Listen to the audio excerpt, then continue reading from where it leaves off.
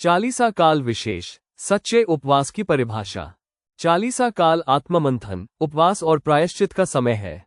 लेकिन क्या हमारा उपवास और प्रायश्चित ईश्वर को स्वीकार है? ईसाया अध्याय 58 हमें सच्चे उपवास का अर्थ सिखाता है। केवल खाना न खाना या बाहरी रीति रिवाजों को निभाना ही उपवास नहीं है, बल्कि यह मन और हृदय का परिवर्तन है जो हमें ईश्वर के निकट लाता है और हमें अपने पड़ोसी से प्रेम करना सिखाता है। ईसाया 58 में सच्चे उपवास की परिभाषा। ईश्वर अपने लोगों को याद दिलाते हैं कि केवल शरीर को कष्ट देना ही सच्चा उपवास नहीं है, बल्कि यह न्याय, दया और परोपकार से जुड़ा हुआ है। गलत उपवास। वे मुझे प्रतिदिन ढूंढते हैं और मेरे मार्ग जानना चाहते हैं। एक ऐसे राष्ट्र की तरह जिसने धर्म का पालन किया हो और अपने ईश्वर की संहिता नहीं भुलाई हो, वे मुझसे सही निर्णय की आशा करते और ईश्वर का सान्निध्य चाहते हैं। ईसाया 58:2। सच्चा उपवास। मैं जो उपवास चाहता हूं वो इस प्रकार है: अन्याय की बेड़ियों को तोड़ना, जुए के बंधन खोलना, पददलितों को मुक्त करना और हर प्रकार की गुलामी समाप्त करना। ईसाया 58:6। सच्चे उपवास के फल। तब तुम्हारी ज्योति उषा की तरह फूट निकलेगी और तुम्हारा घाव शीघ्र ही भर जाएगा। तुम्हारी धार्मिकता तुम्हारे आगे आगे चलेगी और ईश्वर की महिमा तुम्हारे पीछे पीछे आती रहेगी। ईसाया 58:8। चिंतन के लिए प्रश्न। क्या मैं केवल परंपरागत रूप से उपवास कर रहा हूं, या ये वास्तव में मेरे जीवन में परिवर्तन ला रहा है? 2. क्या मेरा उपवास केवल व्यक्तिगत लाभ के लिए है, या मैं दूसरों की भलाई के लिए भी कुछ कर रहा हूं? 3. क्या मैं जरूरतमंदों की मदद कर रहा हूं, गरीबों को भोजन दे रहा हूं और अन्याय के खिलाफ खड़ा हो रहा हूं? 4. क्या मैं अपने पापों का सच्चा प्रायश्चित कर रहा हूं और परमेश्वर के साथ अपने संबंध को सुधार रहा हूं? 5. क्या मेरा उपवास मुझे विनम्र और दयालु बना रहा है, या ये केवल एक धार्मिक रस्म बनकर रह गया है? सच्चे उपवास और प्रायश्चित के लिए कदम। 1. अपने पापों को सच्चे दिल से स्वीकार करें और ईश्वर से क्षमा मांगें। 2. गरीबों, जरूरतमंदों और पीड़ितों की मदद करें। 3. उपवास के साथ प्रार्थना और मन परिवर्तन को प्राथमिकता दें। 4. घमंड और दिखावे से बचें, उपवास केवल बाहरी नहीं बल्कि आंतरिक होना चाहिए। 5. प्रेम, दया और न्याय को अपनाएं, यही सच्चे उपवास का फल है। इन बातों को मन में रखकर हम ईसाया अध्याय 58 सुने। ईसायाह का ग्रंथ अध्याय 58। आदर्श उपवास और विश्राम दिवस। प्रभु ईश्वर ये कहता है, पूरी शक्ति से पुकारो, तुरही की तरह अपनी आवाज ऊंची करो। मेरी प्रजा को उसके अपराध और याकूब के वंश को उसके पाप सुनाओ। वे मुझे प्रतिदिन ढूंढते हैं और मेरे मार्ग जानना चाहते हैं। एक ऐसे राष्ट्र की तरह जिसने धर्म का पालन किया हो और अपने ईश्वर की संहिता नहीं भुलाई हो, वे मुझसे सही निर्णय की आशा करते और ईश्वर का सानिध्य चाहते हैं। वे कहते हैं, हम उपवास क्यों करते हैं जब तू देखता भी नहीं? हम तपस्या क्यों करते हैं जब तू ध्यान भी नहीं देता? देखो, उपवास के दिनों में तुम अपना कारोबार करते और अपने सब मजदूरों से कठोर परिश्रम लेते हो। तुम उपवास के दिनों लड़ाई झगड़ा करते और करारे मुक्के मारते हो। तुम आजकल जो उपवास करते हो उससे स्वर्ग में तुम्हारी सुनवाई नहीं होगी। क्या मैं इस प्रकार का उपवास, ऐसी तपस्या का दिन चाहता हूं जिसमें मनुष्य सरकंडे की तरह अपना सिर झुकाए और टाट तथा राख पर लेट जाए?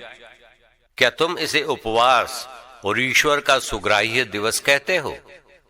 मैं जो उपवास चाहता हूं वो इस प्रकार है: अन्याय की बेड़ियों को तोड़ना, जुए के बंधन खोलना, पद दलितों को मुक्त करना और हर प्रकार की गुलामी समाप्त करना, अपनी रोटी भूखों के साथ खाना, बेघर दरिद्रों को अपने यहां ठहराना, जो नंगा है उसे कपड़े पहनाना और अपने भाई से मुंह नहीं मोड़ना। तब तुम्हारी ज्योति उषा की तरह फूट निकलेगी और तुम्हारा घाव शीघ्र ही भर जाएगा।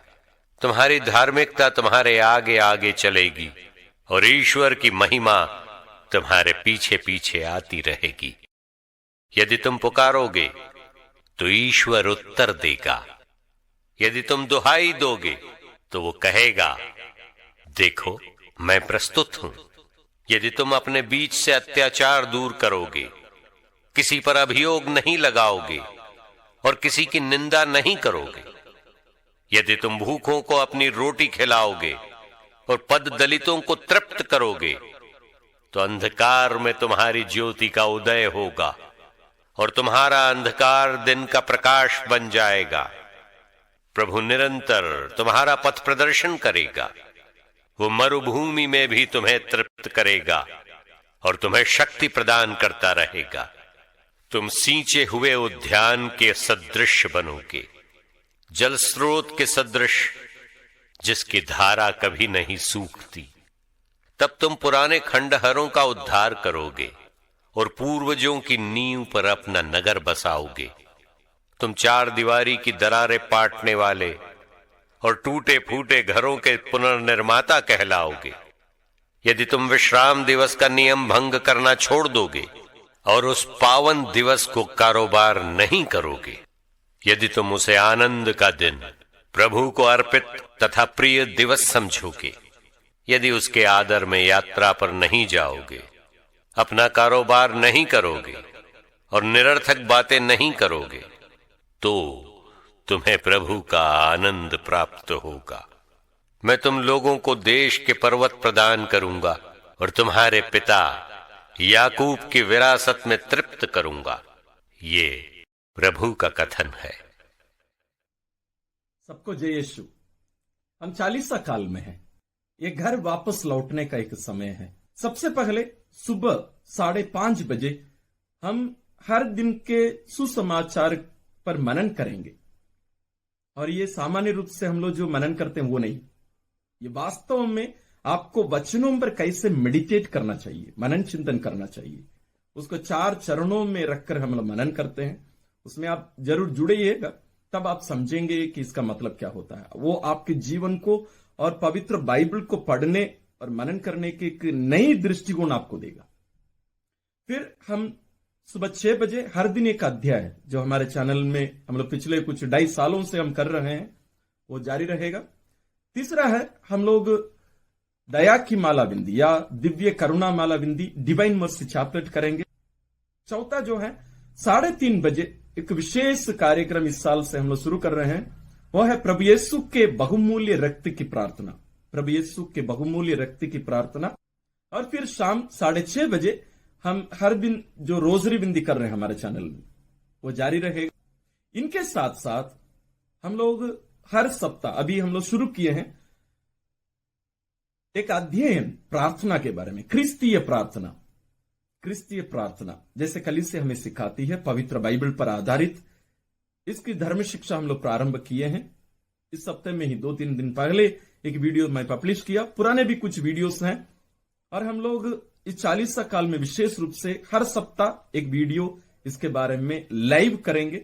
आप उसमें भी जरूर जुड़िएगा।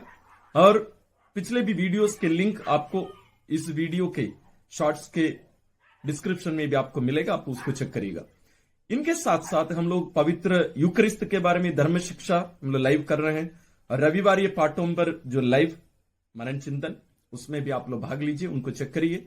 इन सबके साथ साथ हमारे चैनल में पुराने भी बहुत सारे वीडियोस जो 40 काल के लिए उपयुक्त हैं, जैसे 40 नंबर क्या होता है, राग बुद्ध का मतलब क्या होता है, राग का प्रयोग क्या हम करते हैं, और भी बहुत सारे रहस्य बातें उस दिन के बारे में। वो वीडियो का लिंक भी आपको इस वीडियो के डिस्क्रिप्शन में मिलेगा। साथ ही क्रूज का रास्ता हमारे चैनल में, मुझे पता नहीं कितने सारे क्रूज का रास्ता हमारे चैनल में है, आप उसको भी देखिए। साथ ही आप इनके साथ साथ 40 काल की हमारी पुरानी जितनी भी वीडियोस हैं उसका भी एक लिंक में यानी प्लेलिस्ट के रूप में आपको मिलेगा।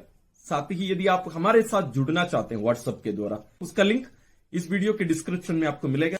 आइए हम सब मिलकर स्वर्ग की ओर, ये जो यात्रा है तीर्थ यात्रा, इसका पूरा लाभ उठाइए। हम सब मिलकर स्वर्ग की ओर यात्रा करें।